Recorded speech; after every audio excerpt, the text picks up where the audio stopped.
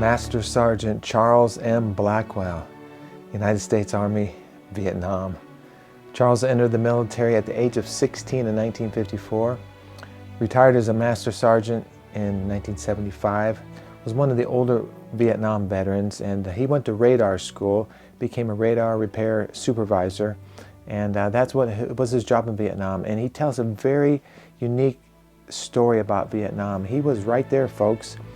When President Johnson ordered the Air Mobile Division to Vietnam in 1965, he was there with the 1st Cavalry, the 1st Air Mobile Division in Vietnam. And you know the movie We Were Soldiers. Well, here's the book, We Were Soldiers Once and Young.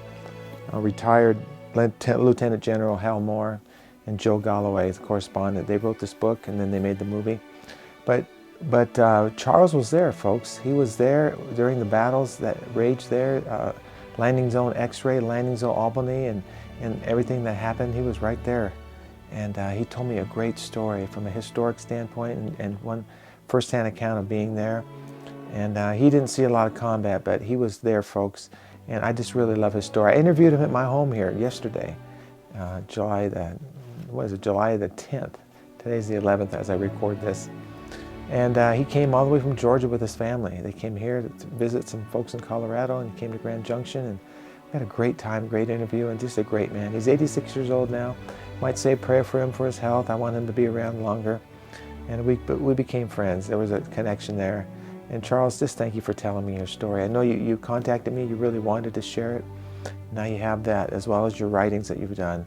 Hopefully you're going to write a book with what you shared with me. So God bless you, Charles. I want to thank all of those out there that are helping sponsor these stories and donating to this work. This is a ministry, folks, and I appreciate your help. I need your help.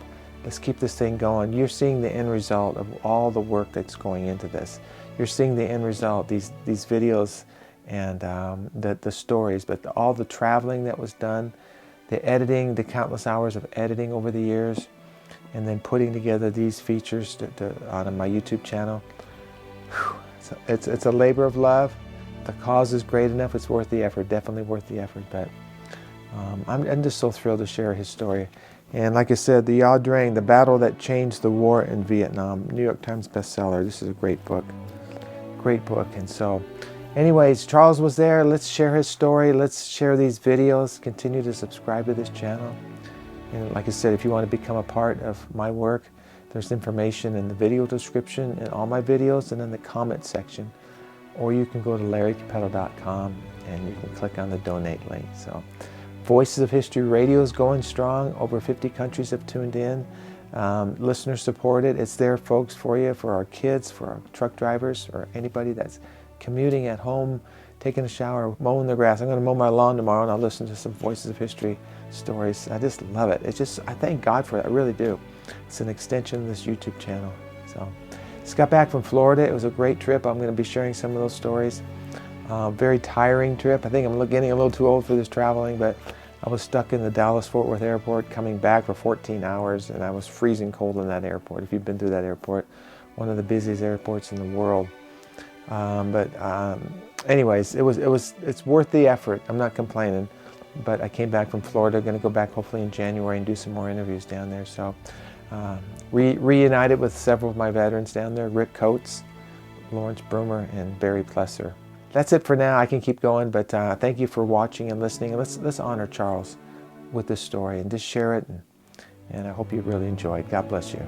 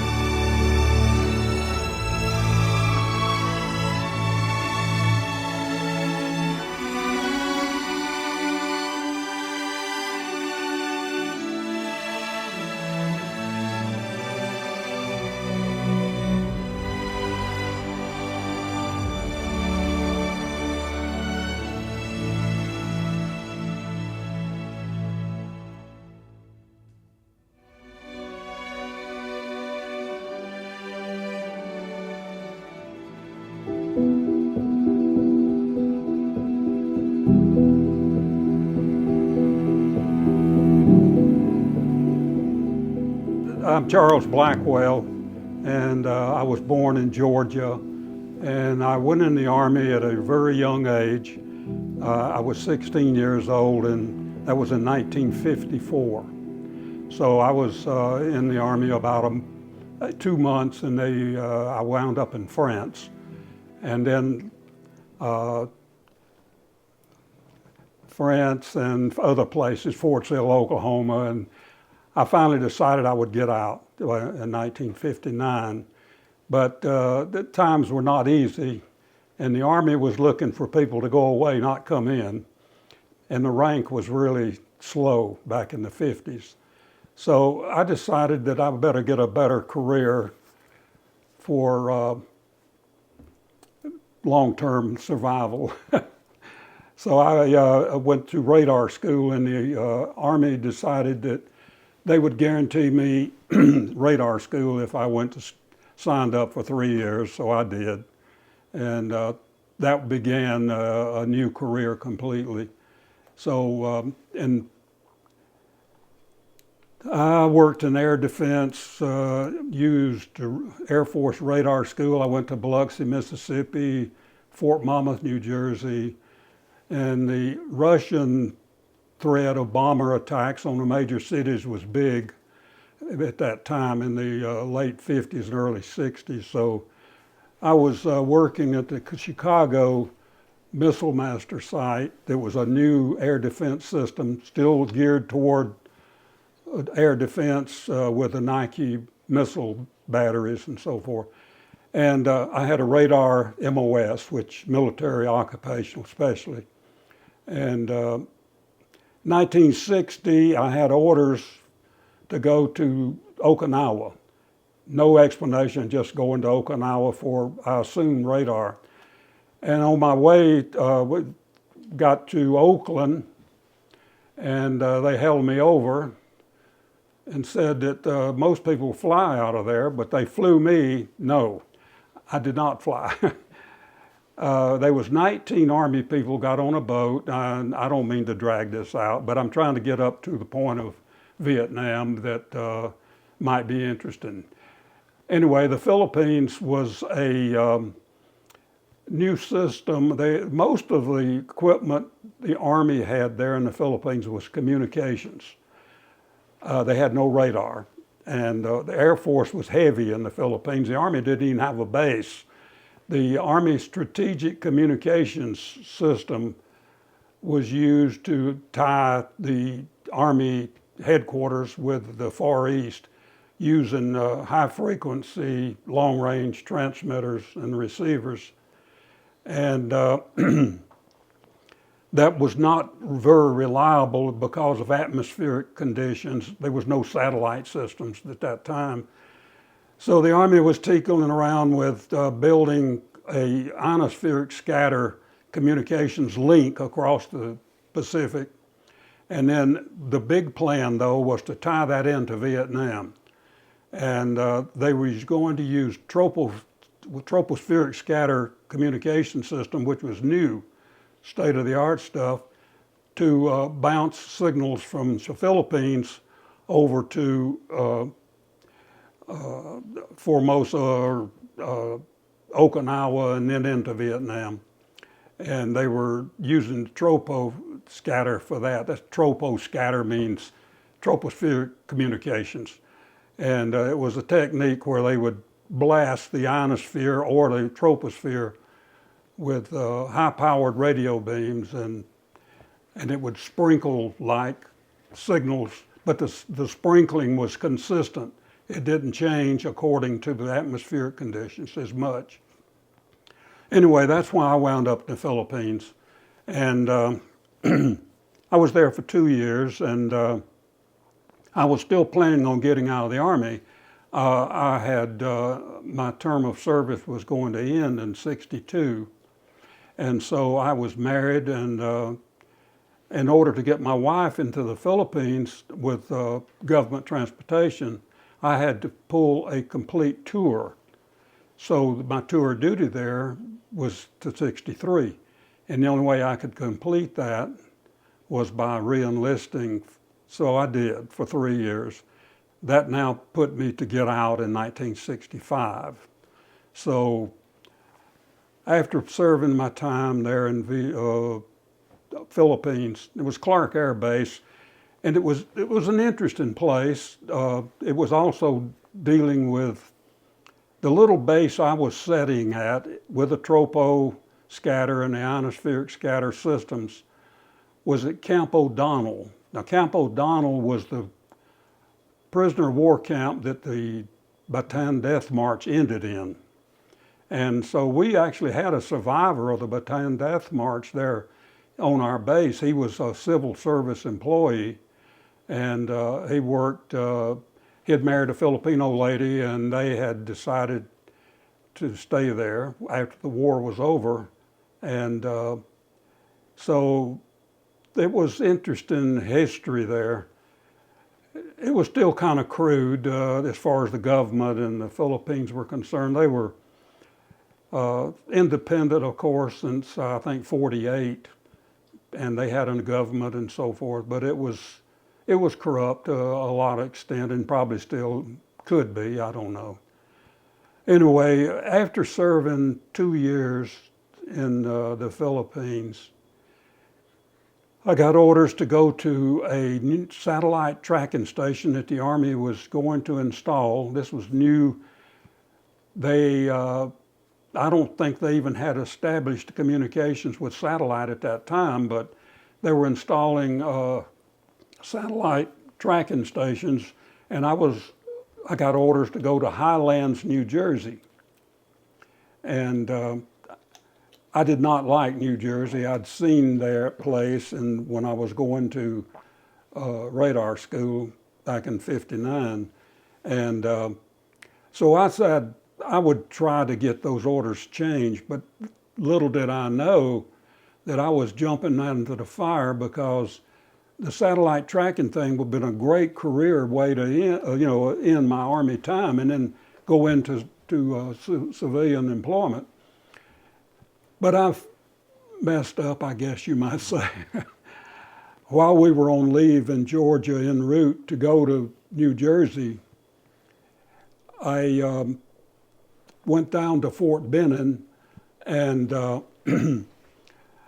I asked the personnel sergeant there if there was any way he could help me get my orders changed from New Jersey to Fort Benning. He said, "I tell you what, I'll see what I can do." And so I said, "Okay, I'm going on leave, and I'll call you in about a week and a half and see what you got." Excuse me. So he had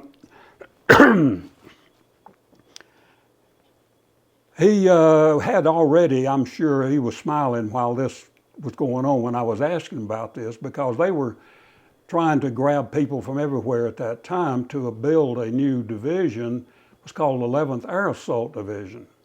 And so I called him while we were down in Florida at my mother-in-law's house, and he said, "I got a job for you." I said, "Good, what is it?" He said, "Well, it's going to be in the 11th Air Assault Division." I said, "That sounds like the old 11th Airborne." He said, "Yeah, that's right, but they reactivated the colors and made it the 11th Air Assault Test." So I said, "Well, will I have to go to jump school?" Or he said, No. As long as you can drive a truck, you'll be all right." And I thought, boy, did I mess up. So we got into Fort Benning, and I found out that the 11th Air Assault Division was doing air assault concepts testing, and that McNamara, Secretary of Defense McNamara, was with Kennedy at that time, and they were really interested in modernizing the Army, and their concept was to try air mobility, which would be an entire division, which would be helicopter-borne. And so McNamara appointed a board called the Howard's Board. And the Howard's Board was to experiment around and find out if this concept was worthy of spending the money for it. And that's what we were doing. Now, the commanding general of the 11th Air Assault Division at that time was General Kennard. And he was a one-star brigadier general at that time. And he was a staff officer on General, I can't remember his name now, but it was the 101st Airborne Division commander that was at Bastogne. And so Kennard was there at Bastogne, and he's the one that worded the response to the Germans' offer to rescind her as nuts. A lot of military people are familiar with that.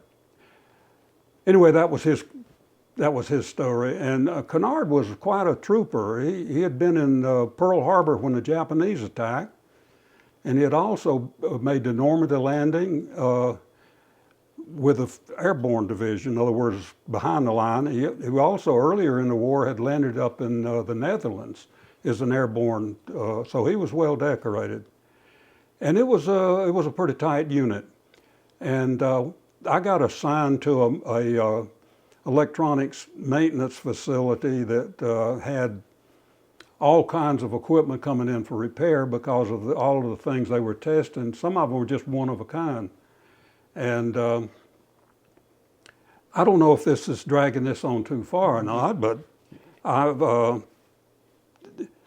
thought about it quite a bit, and there was a lot changing in the Army at this time. They were looking at air mobility, and the communications, the technology, and everything was changing so fast it was hard to keep up with.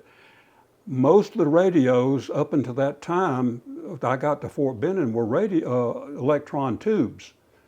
The transistors were not, heavily involved in the military hardware at that time, but they were starting to come in. And the 11th Air Assault Division had all new equipment with transistorized. I say all, there was still some tube stuff in it. For example, the walkie-talkie. They still had the old PRC-6 that the soldier used in Korea and World War II, I suppose. It had a battery in it and so forth, and tubes, little sub-miniature tubes. But that was fast. They dumped that when Vietnam came along for the other more modern radios. But anyway, I was there working on portable radars that were small as, we had a generator. It had a generator the size of an RV generator to run this small portable radar. You could take it down, put it in a couple of cases and carry it away. That was called a TPS-21. Then they had another small one. It was a backpack but none of these had detailed displays. Personnel would, the guy that was operating the radar would listen for sounds, and he was trained to identify if it was trucks moving or personnel movement and so forth. But that's what I was working on, and then that was in 63. And November, of course, Kennedy was shot, November 63, and President Johnson took over.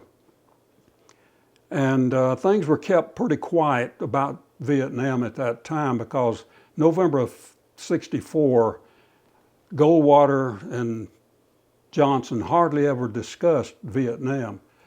But we were behind the scenes working in that situation because the Viet Cong were taking over the countryside in effect, and the government itself was only controlling the city or the area that they had people in. So in 63, November, and then Johnson takes over, and then by 64,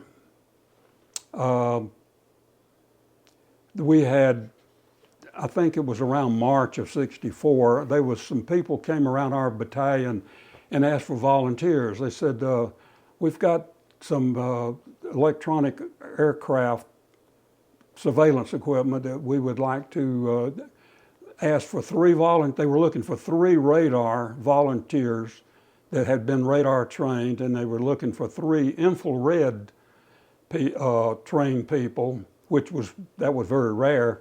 But the radar, I stuck my hand up because I was wanting to It looked good. They were talking about, this was a 2-engine turboprop aircraft that was used generally for surveillance. But the division, 11th Air Assault Division, had about 25 of these aircraft. And they had armed them with machine guns and rocket pods, and they were thinking about close air support, and they were actually testing some close air support. And but my part of it would have been just flying with a surveillance aircraft with radar. So I volunteered, me and a couple other guys, and we got transferred to the 226th Aerial Surveillance and Assault Battalion.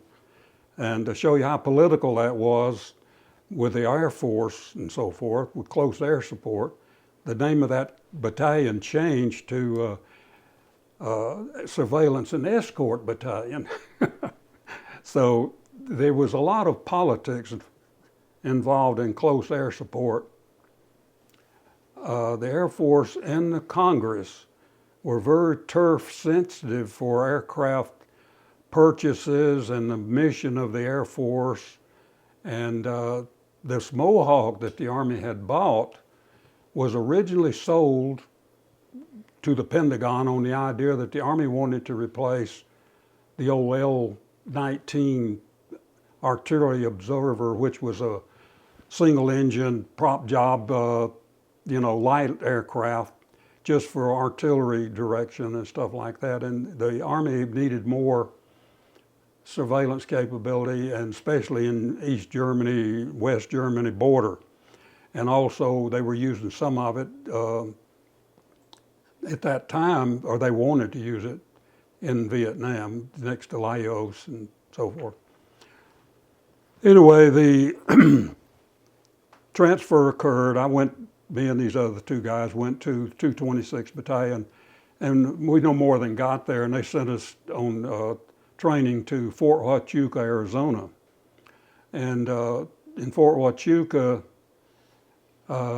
we learned how the airborne radar system was designed, worked, and we took a flight, for training flight. But I was quite disappointed in the detail that they gave us, because the school was not that good. It had nowhere close to the area that it should have been as far as technical expertise. So we went back to Fort Benning, and 11th Air Assault Division was by 64, latter part of 64, we were doing field maneuvers, spending time we were on maneuvers for several weeks up in Lugoff, South Carolina.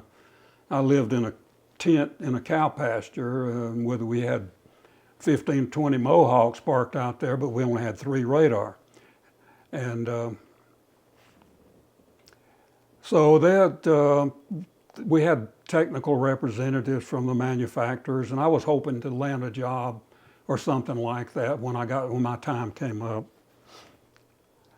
And 64 rolls around and finishes up. Johnson is reelected in November 64, and Vietnam by this time is starting to create a lot of trouble, and Johnson was wanting, I think, to keep that down if he could, but the division was still being trained, and there was some good expertise being developed with air assault techniques there.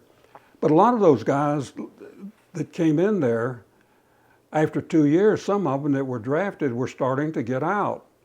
And then the ones that were in for 3 years, they only had less than a year to go. And that was like me. I had less than a year to go. And when 65 rolls around, I'm avoiding a lot of other issues here just to get to what's really happening. But in 65, they decided in June, first of all, my ETS, my term of service was going to terminate, in June, I think around the 15th. And I had resumes out, and I was looking, and I said, I'm not going to just jump on the first thing. So I was waiting for a good offer. I'd taken exams for federal FCC exams for broadcast television stations and things like that. Well, I didn't know it at the time. I decided I would take an extension to wait until I had something more that I wanted to do. I was limiting myself to the southeast. I wanted to stay in Georgia because we had children. I had bought a little house there in Columbus, Georgia, and I wanted to stay there. So I wasn't just going to jump and go to other places. I'm pretty sure I could have taken a job in Canada with a company that made the equipment, some of the equipment for the Mohawk. Hold that thought right there. Yep. I'm going to turn the fan on just a little bit because it's getting pretty warm. I need to get. Could I get a drink? Yeah, I'm going to get you some water. That's a good time to stop. Don't lose your place though. Anybody else want water? No, thank you. No. This is so scattered. I didn't know what. No, you're doing great. I want you to keep going. Don't lose your thought. Okay, we're up to 1965 now. Yeah. I think this is good. There was a lot of water under the bridge, believe me, before that. But I'm moving along. Air cooler just kicked on too, so we'll be fine. You think you remember where you were? I was about 65, yeah, right? Yeah. If you need to stop and take a drink, just do it. Okay. The camera's still rolling, so it'll be just fine. Okay. Well, the aircraft that we were maintaining and flying in, the idea was that we would fly and repair the radar, but that was not really compatible with the people that were coming out of Fort Huachuca. And in March of '65, they sent me on temporary duty to Montreal, and I went to the Canadian Marconi factory training on a new navigation system that they were installing in our aircraft, and that was a good experience. Came back, I suppose, up there about 6 weeks in Montreal, and it was cold in February.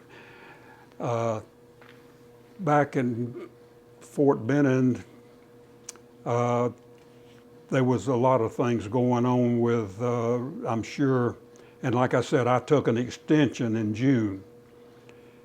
And I didn't know it, but that same month, McNamara had already decided that the 11th Air Assault Division, or the Air Assault Division, not necessarily 11th, was going to be an authorized thing for the Army. And but I had a 90-day extension. Well, by July, and that was in June, by July, they decided to create the 1st Cav Division. And they were going to use what was the 11th Air Assault and take some troops from the, I believe it was 2nd Infantry Division at Fort Benning and put them together. And but there was a lot of problems developed with that because, like I said, a lot of the people that had been trained were starting to get out. Those guys that had been learning how to rappel down the helicopter ladder or whatever it was were gone, or some of them were. And those that were taught tactics, say at the squad level and things like that, well, they were starting to leave. And so when they finally decided to create the 1st Cav Division, they flew the colors from Korea. The 1st Cav at that time was located in Korea, so they actually loaded the colors of the division on an aircraft and flew it into Fort Benning. And we had a big ceremony and a parade, and by that time we'd picked up a mascot up in Carolina while we were on maneuvers, and they decided to carry it with the first Cav, and it was a white old female, a mule really. It was a mule, and called it Maggie. And so that we had that ceremony to convert or make the first Cav division air assault. We had the big parade. They took Maggie and put saddlebags on her with 50 caliber machine guns and dressed her all up. And General Kennard accepted the colors from first Cav from Korea. And it wasn't about a week later that President Johnson announced, he said, today I've ordered the 1st Air Cavalry Division to Vietnam. And I said, what? Here I am, I've got like, less than 2 months to go, but I'm in, I'm locked.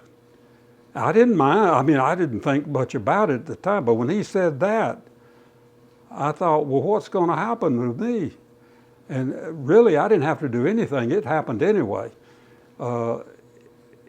They gave us about, I don't know, it must have been several weeks. They knew all this was going to happen before we did, of course.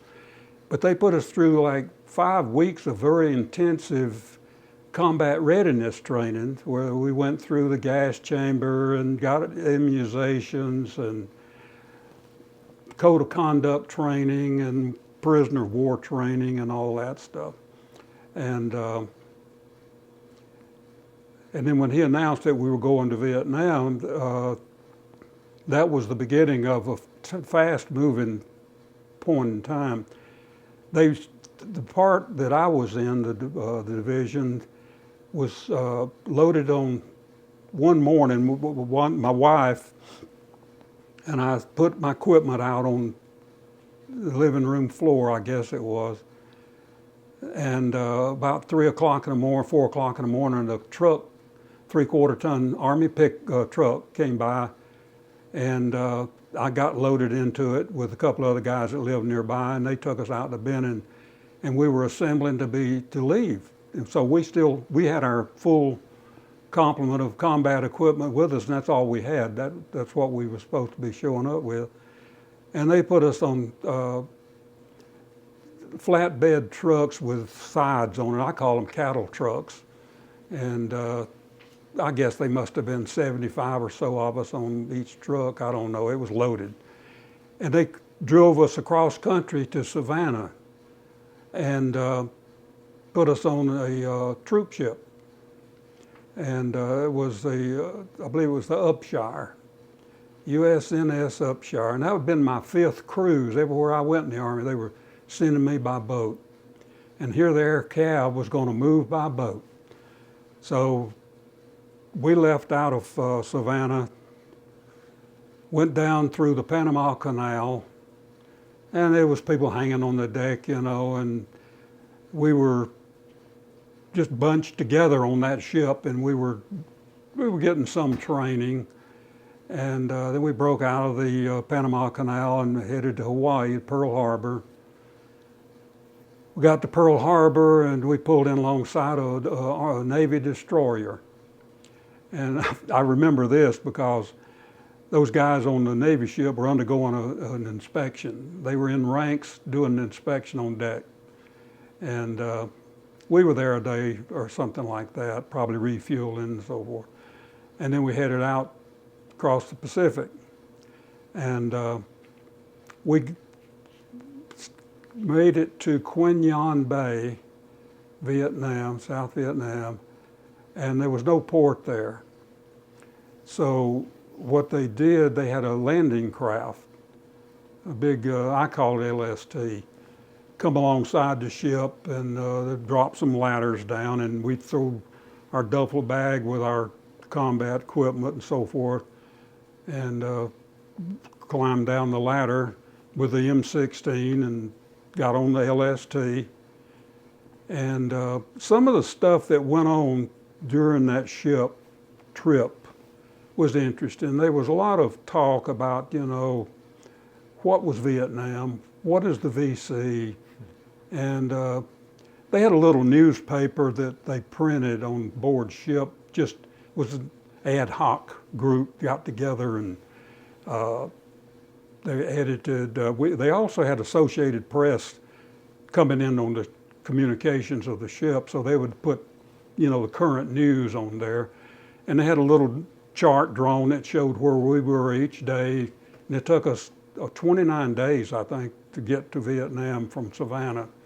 And so there was, I guess some people were a little bit, I was already in the Army 10, 11 years by that time, so I was a little bit older than some of the guys, the younger ones. And most of the middle grade NCOs, they'd never had any combat experience either. So they was, just scuttlebutt, people talking and so forth. But I think there was a few that concerned, about what are we going to run into when we get there.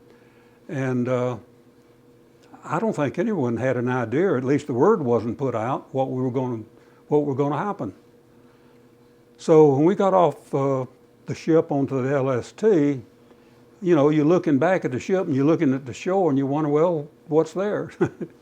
And it really wasn't much when we got there. They dropped us on the beach and there was a group of soldiers there and there was cargo being offloaded and we didn't really stay there.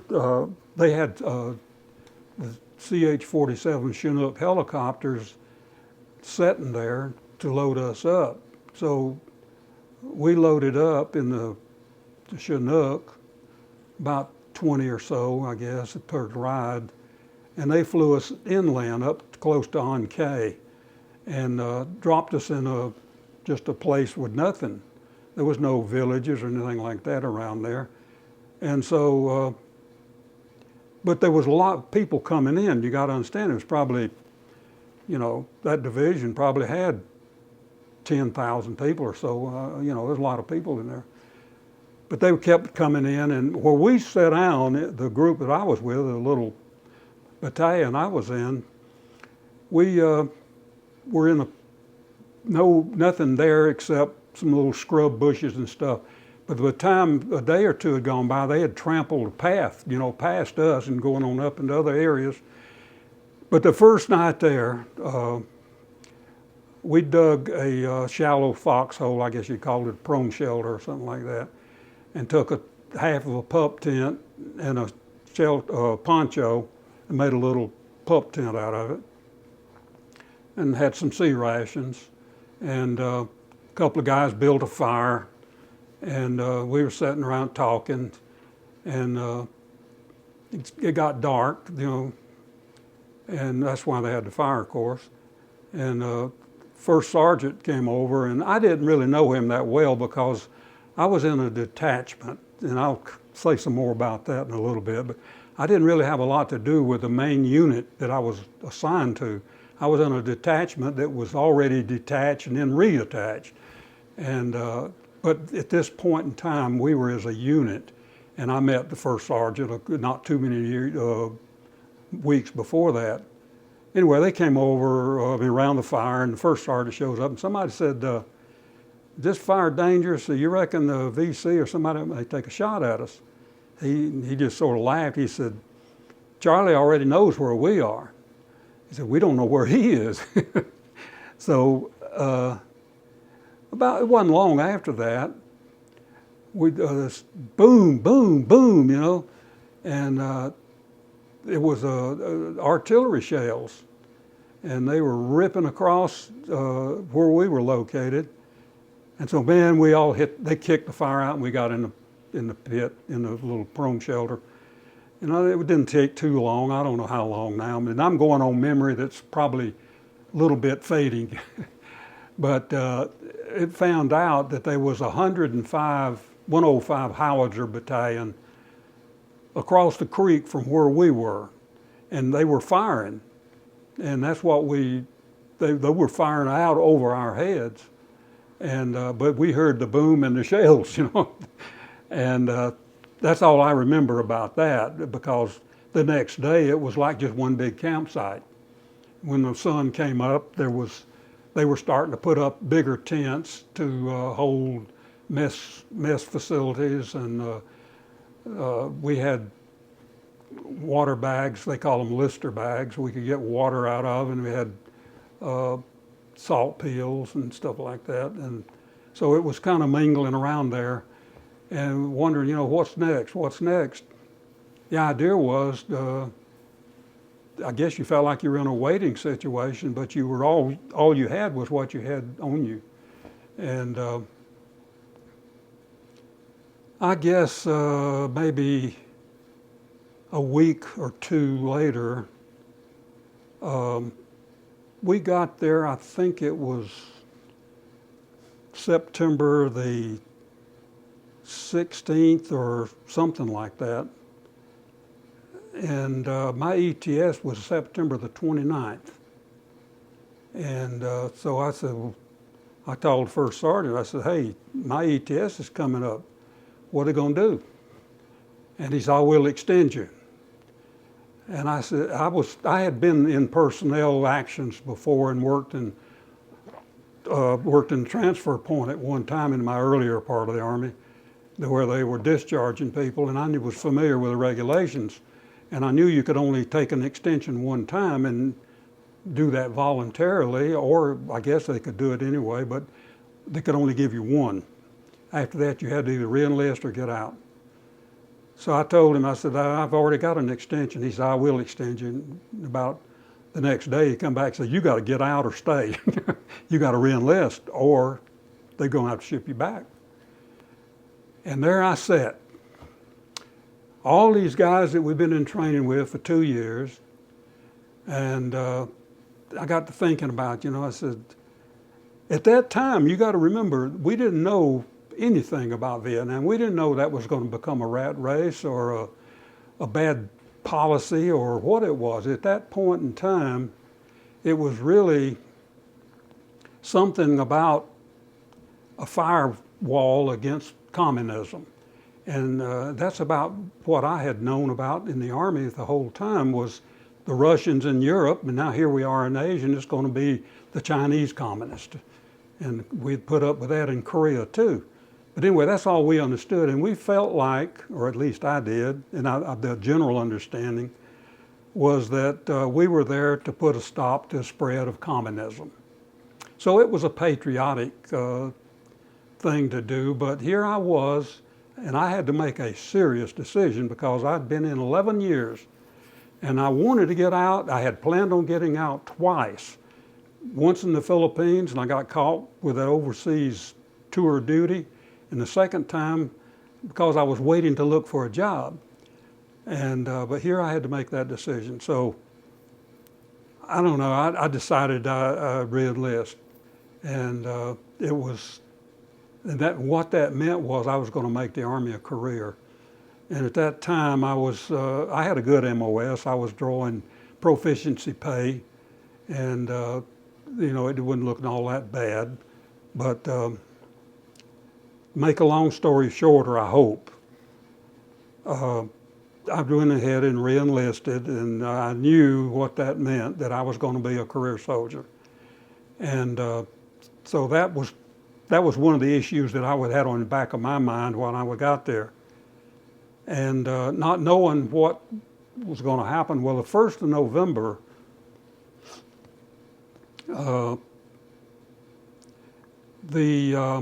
I said, I can't remember the exact dates, but I'm correct around the time. We were gathered together as a little group in a battalion, and my detachment that I was assigned to was put in a 3/4-ton truck, and we went over beyond where the division main headquarters and the main division perimeter was, and they had a little airstrip over there. It was a little PSP short runway, and sitting over there was the same equipment that we'd packed up in Fort Benning maintenance shelters, and there was a couple of aircraft parked over there and a couple of pup tents or squad tents that the officers had, pilots. And there wasn't much there at the time. I think the Air Force had run a few C-123s in and out of there, and so they had a little Conex container down on one end. But the 1st of November was when this Battle of the Ia Drang Valley occurred. And so we were mingling around the airstrip there trying to get ourselves straightened out. The division was actually still trying to establish a home base. They were cutting perimeter security areas, planting landmines, or lighting to build a perimeter around the division so they would have some security. They had all the helicopters and stuff were located in the division perimeter. Well, outside the division perimeter, we were on a little airstrip out there, and they had posted like maybe a platoon or two of infantry around the airstrip to give us security. And but the Ia Drang Valley thing happened, and we saw some of the body bags, and we saw when the first attack, I think it was Lieutenant Colonel Stockton, I believe his name was. They did a total air assault thing. On 1st of November, they captured a Vietnam Army, North Vietnamese Army hospital, and the staff and all, and brought them back to the division area. And the division was still trying to drive stakes in the ground, in my opinion, and setting up fields of fire and security. And this he's out there with his helicopters, and he's already got the VC and the North Vietnamese probably quite concerned because they just flew in and did a job on them right quick. And then, of course, the North Vietnamese Army came across the Cambodian border, I guess it was, and they were consolidating over there. And what was really strange about it is that it's like the 1st Cav didn't know about it, and I can't understand that. But they had the first battalion of the 3rd Brigade, I think was Lieutenant Colonel Moore's outfit. They were looking for, the enemy. And finally he said, I guess, or somebody said, if you read the book about it, I guess what happened was division finally decided they'd fly him up towards Pleiku or going west.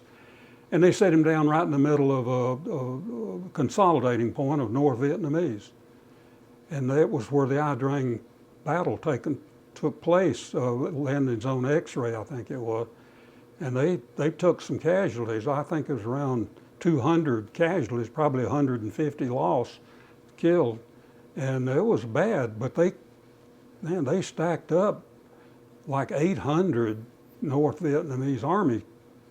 And I guess back at the airstrip, we heard we got the bulletins or knew a little bit about it, but and we saw some of the effects of it, but we were aware then what Vietnam was going to start to be. I think it was really look around you because it could be coming from anywhere, and about what they brought that 1st Battalion of 3rd Brigade back, and they put the I think it was 2nd or 3rd Brigade under the other battalion commander up there in the other landing zone. They actually took the place and wound up getting a whole lot of casualties, 250, I think.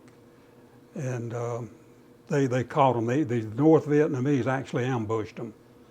And it was not, in my opinion, should not have been, because we had capability of surveilling that whole area if it had been used properly to know what was over there, or at least be aware that something was going on over there.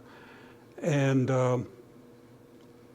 that kind of, not at the time because I didn't really understand all the big picture, but that bothered me, that we had that kind of military incompetence in one point, I would assume. and maybe lack of coordination or something. Anyway, they lost the people there, and then Was that landing zone Albany? well, Albany. See what they did, based on what my understanding was, when they pulled Colonel Moore's battalion back, and they stuck this other battalion in there. They put them down near the same place. But they assumed, I guess, that they had really hurt the North Vietnamese army and they were not going to be there. So they told the 3rd Battalion to walk up to landing zone, what was the other, Albany. Albany, yeah.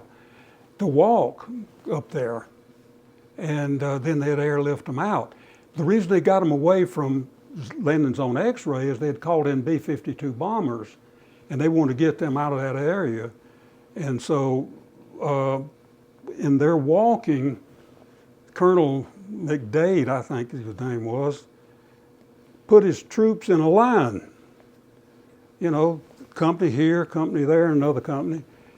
And they were walking, and North Vietnamese, they got angry about that last battle. So apparently they went around on the north or the south side of them and ambushed them, you know, hurt them bad. And but that's, like I said, I didn't know that at the time. I just found that out later when, you know, a lot of this stuff I'm finding out came in pieces. But back to what that Ia Drang Valley was, in my opinion, I'll give you an example. Colonel Moore, when he finished his part of that landing zone X-ray, that was supposedly a picture-perfect example of air assault techniques, flying helicopters in and surprising the enemy and so forth. And so he wrote up I guess they all write up an action results or report. And when he was writing up his report, he said, I read this in his book, he said that he called the U.S. Air Force to take some scans of the combat area so he could use that in his briefing or his report. And that report was so important that it made it required teaching, I think, some of the officers that were maybe even in West Point, I don't know. But the fact that he didn't call on the division capability of surveillance tells me that they wasn't even using it. Or if they were using it, they were using it up in north somewhere. But if you got troops out of your own division that's deployed and they're surveilling and they're looking for the enemy, my gosh. We had, we had infrared capability, we had radar capability. Now, some of that was limited because of in lack of training, is what I'm trying to say. They did not pair up good surveillance operators with pilots to go out, do a mission, bring it back and say, here's what we got. It was more or less, let's fly over there, take some pictures, come back, and they turned the pictures in.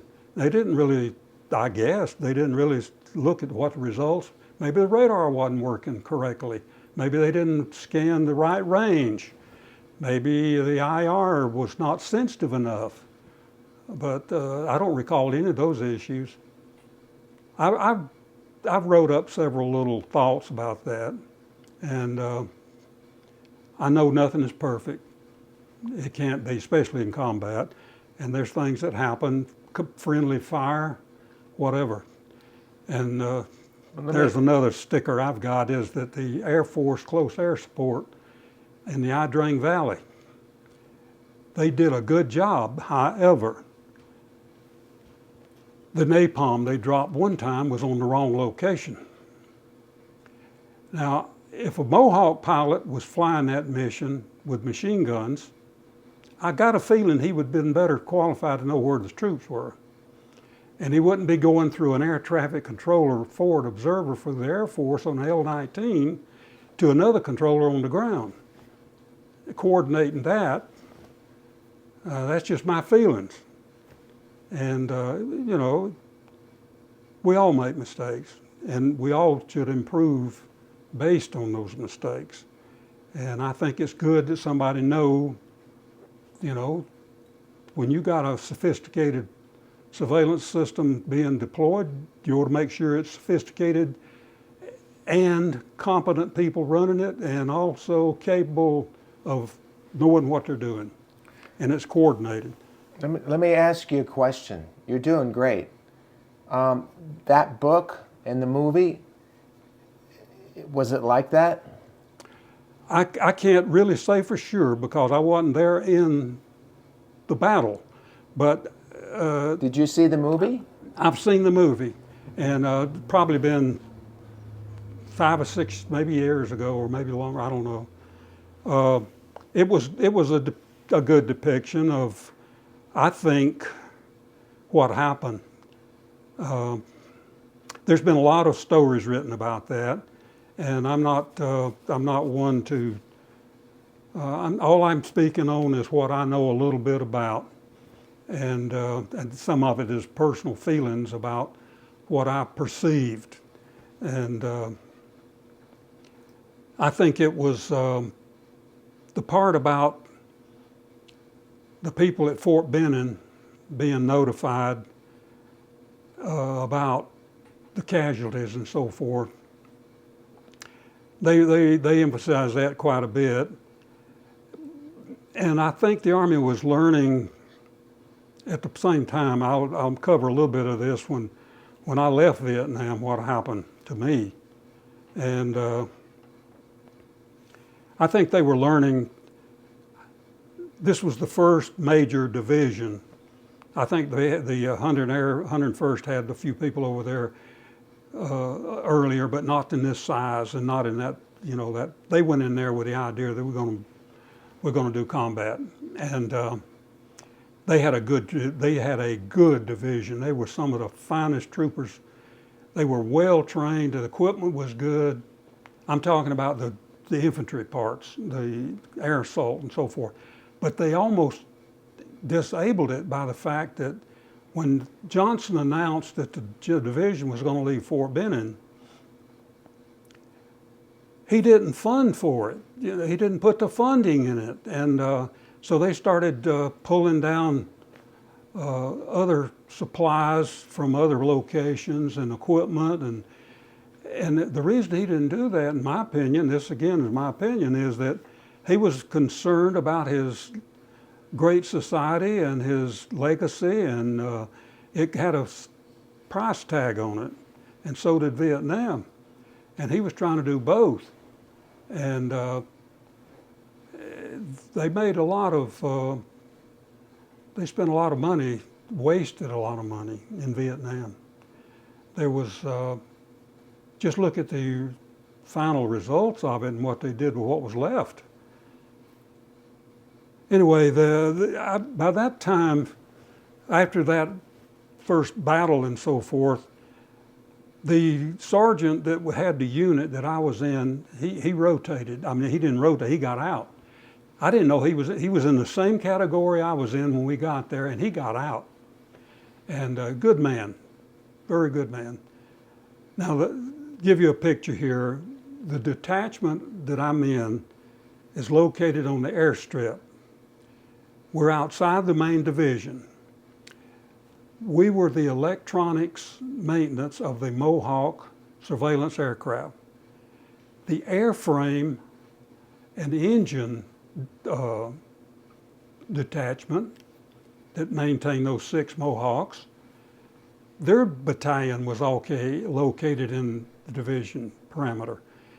They were in the 611th Maintenance Battalion, and the little unit that I was in, the electronics portion, had been assigned to the 15th Transportation.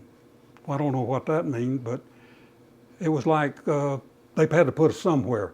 Now what happened is this: they took the 1st Cav Division organization chart And when they made it air assault, they didn't match up.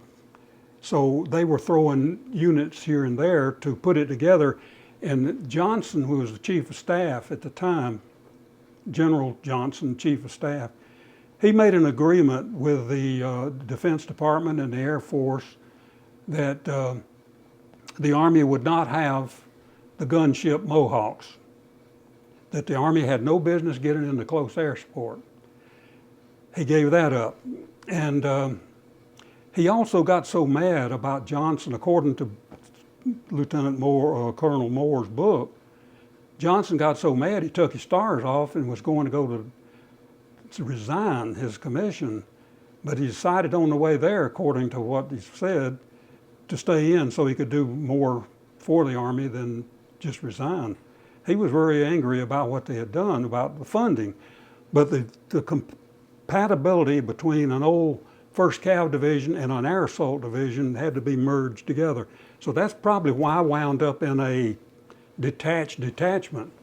And both parts of the maintenance of that unit that I was with belonged to different battalions and had different leaders and different order paths. In other words, they were not even coordinating much with us, the electronics part, although we did. We did it by working requirements. But as far as chain of command went, we went back to the division area with the 15th, or the transportation, and the other unit went back to division with 611th Maintenance Battalion. Anyway, I wound up getting promoted and put in charge of the little detachment there at the airport that was for the surveillance of the electronics. We had the avionics and the radar and infrared. And that was my job, and we had about, I'd say 7 or 8 in the unit there. And my job was to keep those 6 Mohawks electronics functioning and them guys safe. And that's what I considered my job to be. What was the job of the Mohawk? What was the job in the Mohawks? What was the Mohawk's job? It was the surveillance aircraft. Okay. And it was like I said, I described it as twin engine turboprop. It had an observer and a pilot. The idea was it had a radar or it had infrared detectors. The radar could scan, a 50-mile area and determine if there was any moving targets in there, truck convoys, whatever the imagery that they wanted to focus in on. They would cause the range sensitivity to be for that area. And you're saying that technology wasn't used during the Ia Drang? It was during the Ia Drang Valley. If they had used the infrared, they should have been able to see that they had campfires, they had artillery that was, or whatever they had that was heat sensitive, personnel, engines, anything that would be sensitive to infrared radiation. Like, for example, one of my training flights, we flew over Savannah Port.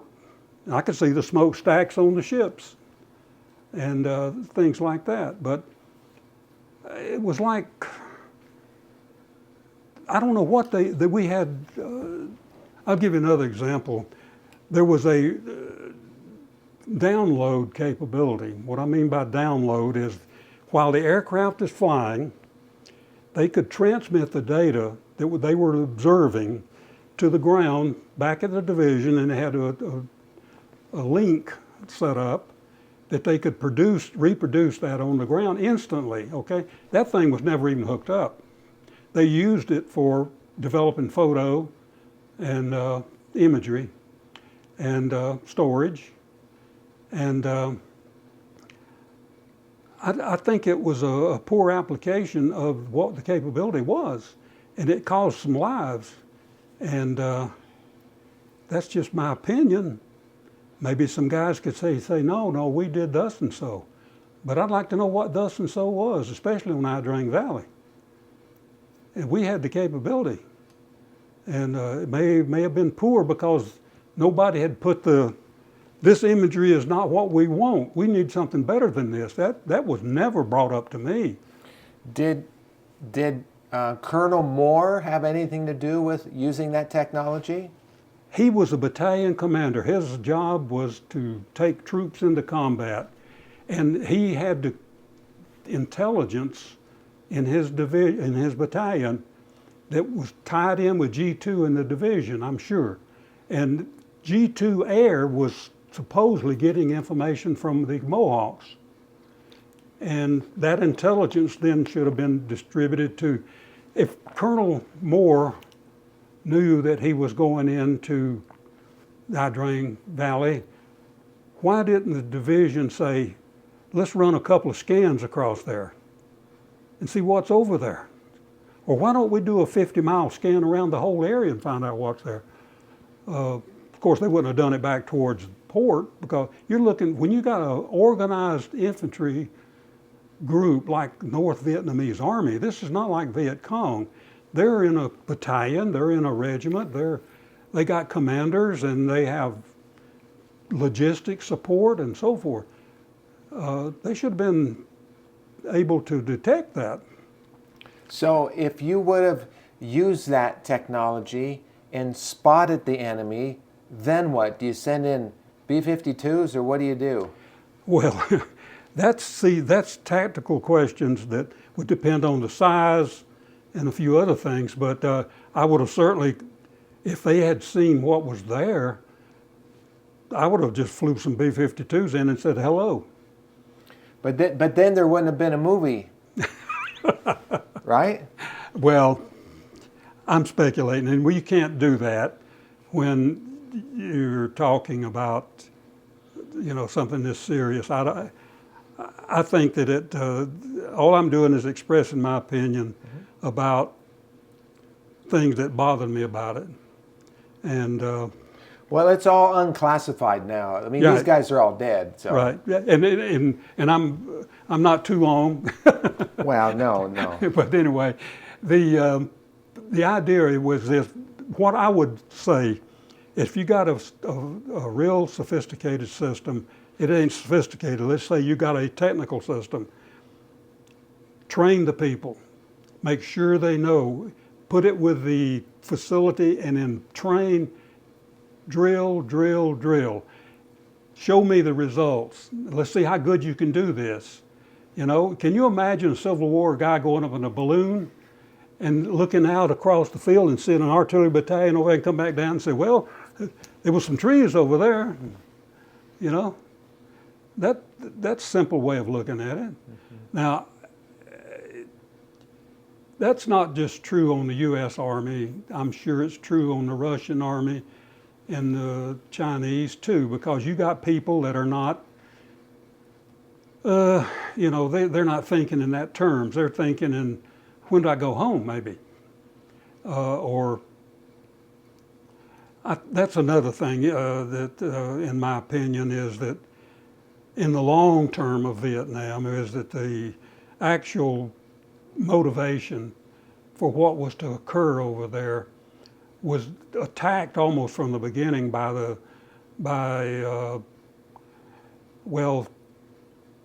draft dodgers and some of that. Now I don't mean that. I can understand if a guy says no, this is a waste of time, this is a waste of money, and it's a waste of life. I'm not going to do it.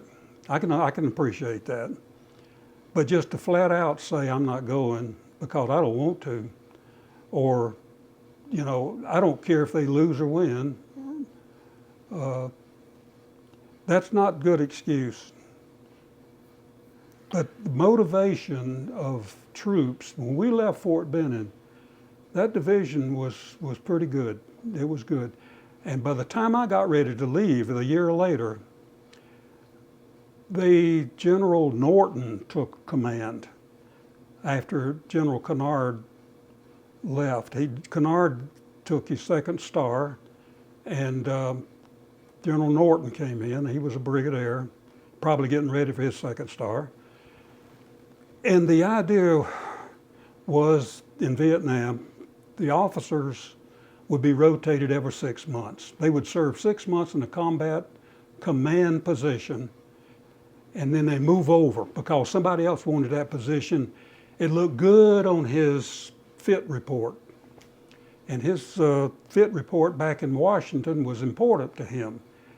And you know, if he could get a couple of awards and combat command position, then he was good to go, especially if he was a regular officer out of West Point. He would probably get to be a general eventually. Can you do something for me? I want you to comment on the Air Mobile Division. This was the beginning of the Air Mobile Division, and how that was the that helicopter was the steed, the stallion of the Vietnam War. Well, I didn't deal much with helicopters other than Just some historically. instruments, but Yeah. my opinion of what the Huey helicopter was in the 11th Air Assault Division was a fast way to move troops into combat. Now, to drop them into a hot zone is, you know, that would be very, I'd say put them in close to a hot zone, but don't drop them in a hot zone, because two rotating blades with one nick and you're out of balance and you're going to crash. And all it takes is one person with a machine gun and sees a helicopter flying and he got enough power to hit that rotor, you're coming down. And you're going to come down rough. Now, that's my concept of it. If you fly a bunch of troops into, right in the general area, let's say, and get out, you're okay. You can even repel them to keep the helicopters flying so you don't have to get a landing zone. Drop those troops and get out of there. And if you got an evacuation area where you got wounded and so forth, fly in and pick them out. But flying in and out of a hot zone might sound like an exciting job, but I think it's suicide next to it. And sometimes you might have to do it, but it's sickening to see a helicopter going round and round after somebody hit its chopper blade and you've got troops on it. Did you see that? No, I did not see that. Were you around any of the wounded or the killed? The only real wounded person that I experienced or seeing, and I'm not ashamed to say this because I will be the first to admit, I was support troop. I was supporting these guys that were being dropped in those areas out there, and I really thought that they were the ones that ought to be getting all the credit. But I came back from R&R from the Philippines, and I stopped in, I think it was one of those smaller airstrips. Anyway, it's not important. Getting a flight from there back to the 1st Cal area. And over in the corner, I saw a South Vietnamese soldier. And he had his leg amputated off up above the knee, and he had it wrapped, and it was still a bloody stump because he was still healing. And he had his crutches sitting there beside him, nobody with him. And I was thinking, you know, how lucky I am. Here I am, and there that guy is, and he probably don't even know what he lost his leg for. And that was what I saw, the wounded. Now, I didn't see, I had some friends. I had a friend that I worked with that worked in the VA hospital, and he was talking about, I'm talking about later in the Vietnam thing, several years later. He said some of those guys coming back were really messed up, that they hang them on the wall in a basket because they had legs and arms missing. And the VA was not very good at that time, and a lot of them guys were wanting to be taken out. And pitiful. I don't know if it's as bad as, but I'm fortunate. I'm really fortunate. I had some, everybody has a little bit of repercussions, you know, from things, but I was fortunate that I didn't have to see somebody's head blown off, and I didn't have to pick up the pieces. And I'm grateful for that. But I felt like there was a lot of people over there that was taking advantage of that situation that was, those guys were in, Over here you got some that's getting promoted. They're getting kudos because they were there. You know what I mean? They were there. And we even had a senator come back with a Silver Star. That was Kerry. And he was on a swift boat. And he came home early. Did you know that? He came home early because if you got a certain amount of wounds, they would rotate you early. And that to me was bad. That's wrong. I didn't know that at the time, of course, but I found it out later. Anyway, when I was with that unit there I had a guy that shot his foot with a .45 down by the water pump. He was showing how he could draw fast, and that was not my guy. He was the driver for the battalion, and he was kind of goofy, I guess, and he was showing out, and he blew his foot off almost. I had one of the guys that worked for me. He got scratched up, but it was kind of, after we found out what happened, it was comical. But the division, the people, the platoon guarding the airstrip there, I mean, this is in the latter part of '65 now. They put claymore mines and things around our area, and one of the guys came up and told me, he says, we put claymore mines around here and everything. He says, just tell everybody to stay on the path. If they go to the latrine, we had a little latrine back there. He says, stay on the path, don't get off the path. So this guy, Truman, that worked for me, I told him, I said, you go around and tell everybody in the section, personally, what they're doing down there and what to do. Don't get off the path going on to the latrine. So about 30 minutes or so later, Truman comes back and his face is bleeding. And I'm, what happened, you know? And he screamed almost. So them infantry's crazy, man.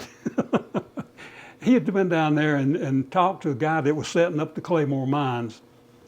And somehow or another got a blasting cap set off by asking the guy questions and so forth.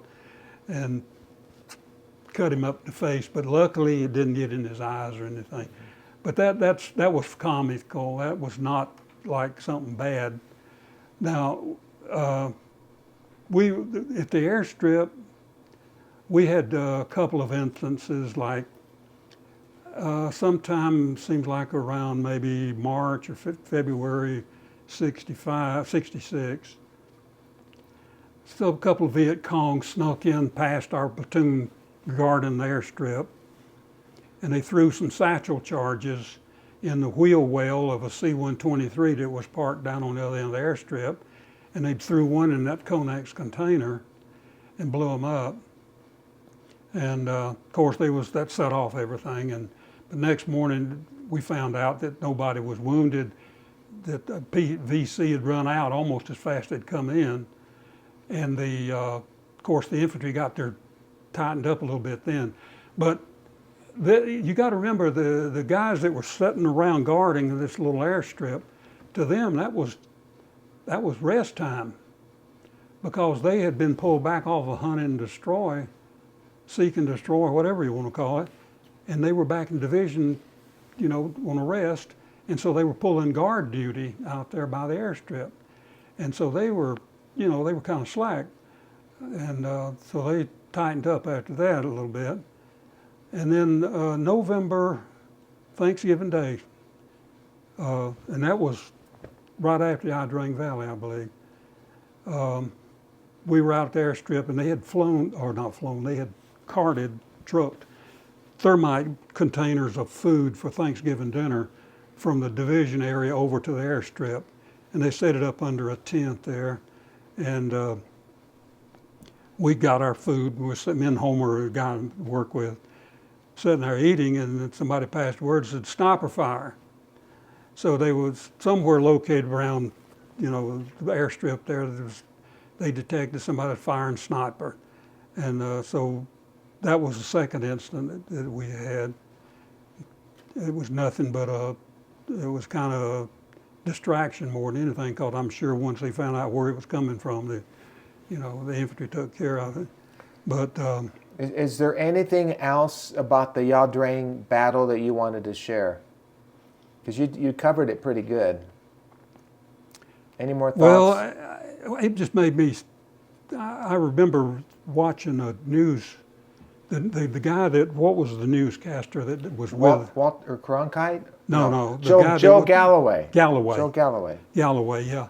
He described that napalm misfire. They were dropped in the wrong area. Those guys dancing in the fire, that to me, I'll never forget that, because that could have possibly been avoided. And, there was, I could go on, for a long time to describing what I think about it, but I wish that I wished I had seen better results of what I was doing, protecting people and doing what I was supposed to be doing. I was sure to keep my end of the things up as best I could. And but the guys out there that were really taking it, they just doing what they were told. And you mess up and it costs lives. That's about it, I guess. Tell me, when you decided to stay in and re-enlist, what did Wanda think about that? I don't know. She probably didn't know it was happening that much, but she knew when I left what was happening, that I had my combat stuff on, that I was going to Vietnam. And she didn't know when I was coming back. There was no cell phones back in those days, and it took a long time to get a mail back and forth. And I don't recall much about it, but she was, by that time, we had 4 children, and she had her hands full.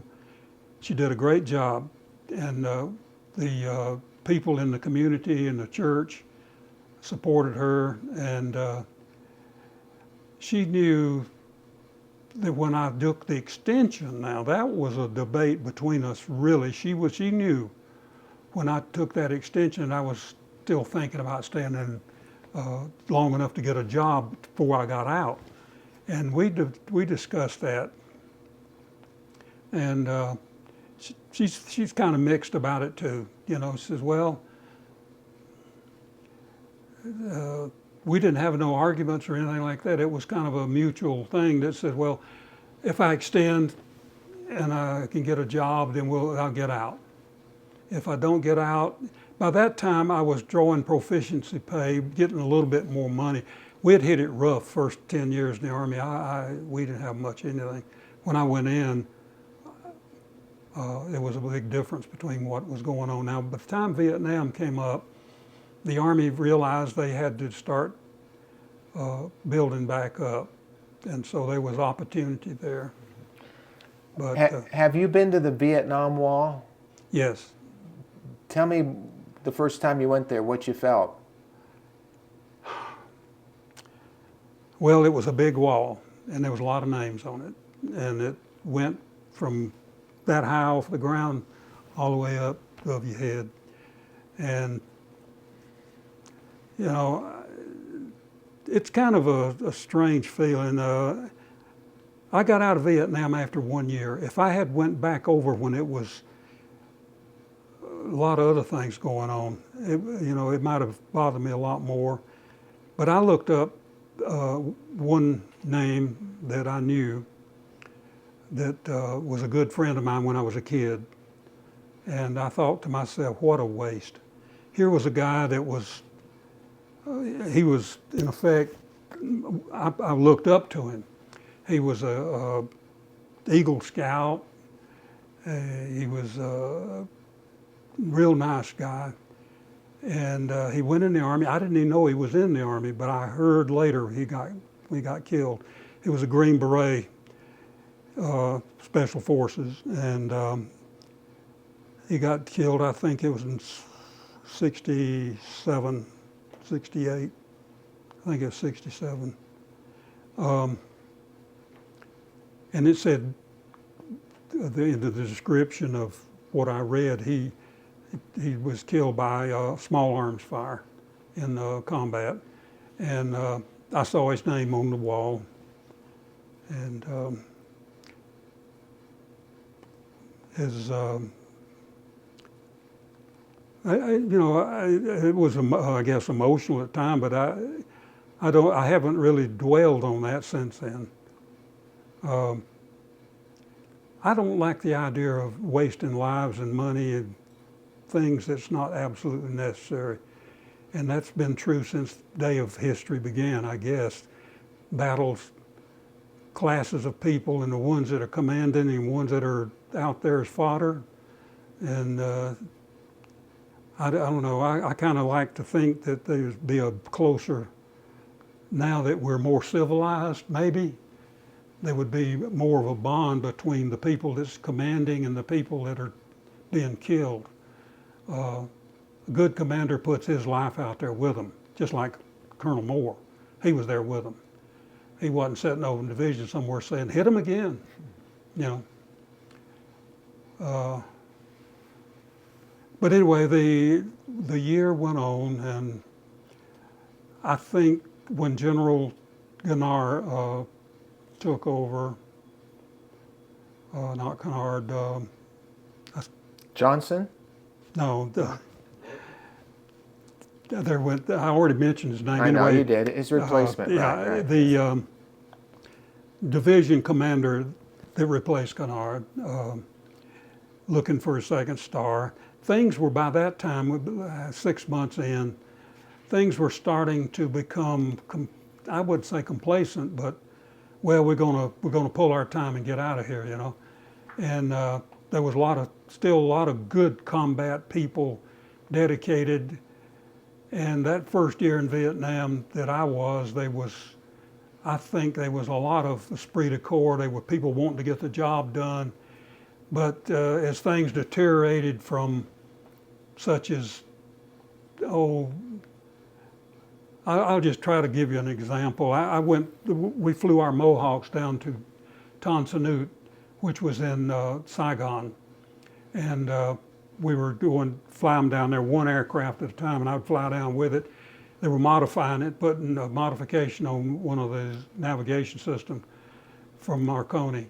And I was just amazed when I flew into Saigon. I mean, here we were up in the boonies, you might say. And there was already people showing signs of needing some more fatigues.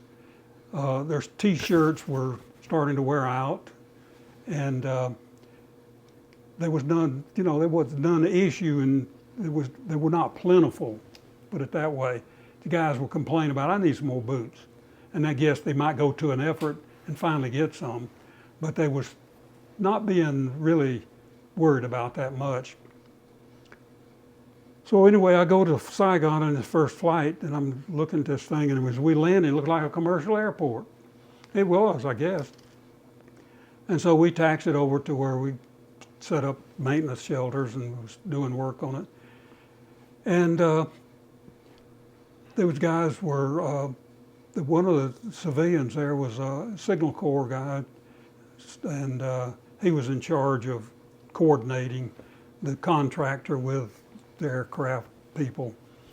And so I helped and watched and talked to the technicians and took down some notes and wrote got some drawings and so forth. But when it come time to go to where we were going to stay, I was staying in the same place that this civil service guy, Civil Corps was. And it was a shock. You know, we're staying in a nice hotel.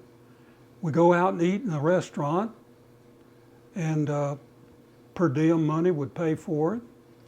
But Saigon looked like black market, and I mean, just stuff up and down the street.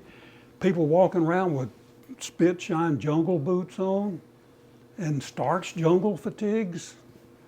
And they were, I don't know, I call them Saigon warriors. And I was kind of disgusted at that, because there seemed to be more of them than there was of us up there in the woods, you know. And I resented that, and maybe I'm being biased here, so I better be careful. But when I left Saigon, I thought, my God, well, it's like night and day. And it seemed like half the U.S. Air Force and the Army headquarters were right there in Saigon. And you go back up to On K that first year there, and they were still trying to pour concrete pads to put a tent over it so they have a place to sleep at night. And water filtration and combat in the meantime was still going on. And so I resented that, and that kind of stuck with me, I think. But I'm going to mention this too. I found out later about this. The Sergeant Major of the Army, this is one position in the United States Army, is one Sergeant Major of the U.S. Army. At that time, his name was Wooldridge, and he was assigned he wasn't the first Sergeant Major of the Army. He was Westmoreland's sidekick. He was a part of a group that set up a corporation that was selling beer and booze and slot machines and refrigerators and stuff to the NCO clubs and officers clubs. They had a corporation that set up out in California. And this made the news. They actually had a congressional hearing about it later. But him and a couple of his sidekick enlisted men, master sergeants and sergeant majors, formed this corporation and was skimming money off the top of the goods going to all these NCO. Now, most of it was in Germany at start with. But by George, before I left Vietnam, the division, even at the airstrip out there, they had set up a little officers club, and where they had a refrigerator, and that was coming from some of that stuff, the logistics. Anyway, this guy wound up, I'm sure, well, they let Wooldridge go from Westmoreland sidekick to Sergeant Major of the Army. And that's when he got in, when they started looking at it pretty hard. And they allowed him to resign, I think, or something of that nature. They probably took his money too, but the guy that worked with him, one of them that worked with him, his name was Master Sergeant Higdon. And I run into him later at Redstone Arsenal before I retired. And he was reduced to private first class and was probably heavily fined. In other words, his career was over. I just wanted to mention that because that stuck in the same way as some of this other stuff. But Vietnam was a good effort at the start. But by the time I got back from Vietnam, I avoided getting involved in a lot of the activities that I would have been aware of because I didn't come back to a combat arms unit. When I left Vietnam, I went to White Sands, New Mexico missile range for the radar unit, and it was mostly civilians. So I was one of maybe 15 Army people there in the radar division. The rest of them were civilians. And so I didn't associate with, say, going back to 1st Infantry Division or some airborne division or something like that and say, hey man, so-and-so got wiped out in Vietnam, you know. I didn't have that input at that time because I was isolated out there. And it gave me a chance to recuperate, I guess, and think it over. And also I got more promotions and things got better. And I went through another MOS training and so forth. But let me ask you, we're just about done. I need to ask you 2 questions though, okay? And these are 2 questions I ask all my veterans. The first one is, Charles, what does freedom mean to you? Well, freedom is a matter of exercising, I guess, what you want to do or what you think you should be able to do without the government interfering with it. But a lot of folks think that it's, the government can impose things on you so slowly and so severely that you don't realize. It's sort of like the frog in the water.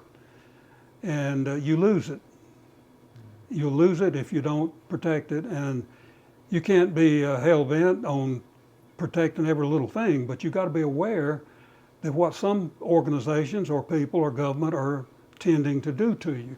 And so freedom has got to be protected.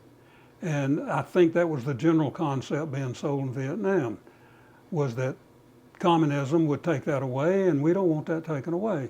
And that was a broad view of it.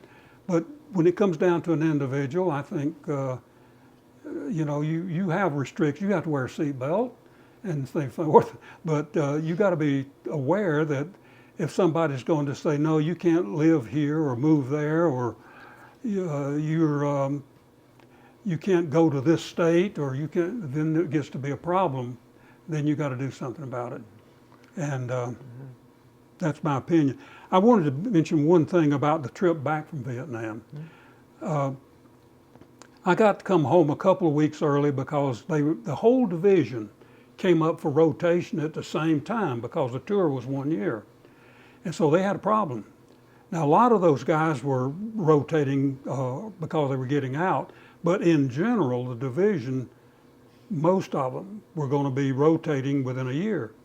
And my name, starting with a B, put me on the list, and they went alphabetically. And so I got out of there a few days early, and the guy, say, with a last name like Truman, he would be coming out a couple of weeks later than when he went over. And so I was one of the first groups, large groups, that was going to be rotating. And so when I left, they put, I think we got on a helicopter there in An Khê, and we flew to Pleiku. Got off in Pleiku and got on a C-141, which was like an airliner. And we flew from there to Japan, refueled, and from there to Alaska and refueled, I guess, and then went on down into Travis Air Force Base. And when we got off the plane, the first announcement that I got, or I remember, and it's been a long time ago now, was there is a commercial airlines flight strike going on right now. I think it was the pilot strike, I'm not sure, but there was no airplanes flying anywhere. And that was in August, I think, of '66. And I think that's about right. Anyway, there was not a plane flying anywhere. And so here we were.